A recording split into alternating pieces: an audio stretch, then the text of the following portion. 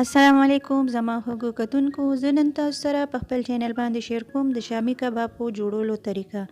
شامی کباب جوړول ډیر آسان جوړیږي او تاسو زما سره زما په چینل باندې اوسئ او ویډیو تر اخره پورې وګورئ.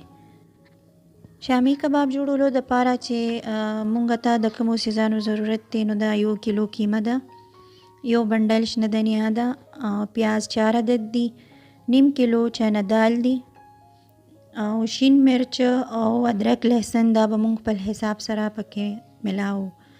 2 انډې دي، گرم مساله 2 چمچې، سور مرچ 2 چمچ او مالګه به خپل حساب سره چو، دنیا 1 چمچ او تور مرچ او زیره 2 چمچې.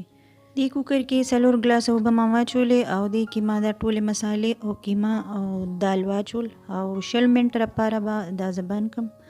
اوس 20 منټه بعد دا پاخه شو او دا به اوس د قیمې ګرینډر سره ګرینډ کم چې دا د شکل کې قیمه تیار شي. دا چې څومره نرم وي نو دینه کباب ښکلی تیاریږي.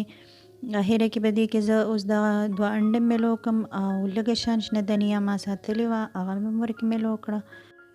دې پین کې ما غوړي ګرم کړي دي، غوړي ګرم دي. اوس به دې کې زه شامی کباب مات مخکې نه تیار کړه او دې کې به اوس زه دا ټول پاخه کم.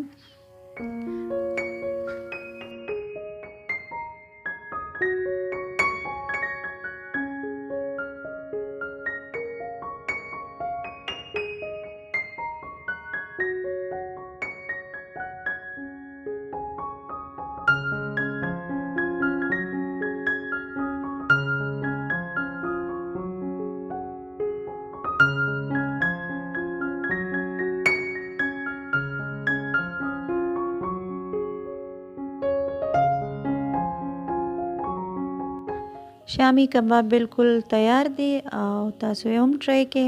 که ستاسو زما ویډیو خوښه شوې وي نو زما ویډیو لایک کړئ، شیر کړئ او ماته کمنټ وکړئ او زما چینل سبسکرایب کړئ، د غنټې بټن پریس کړئ چې تاسو ته زما نوې ویډیوز زر ملاویږي.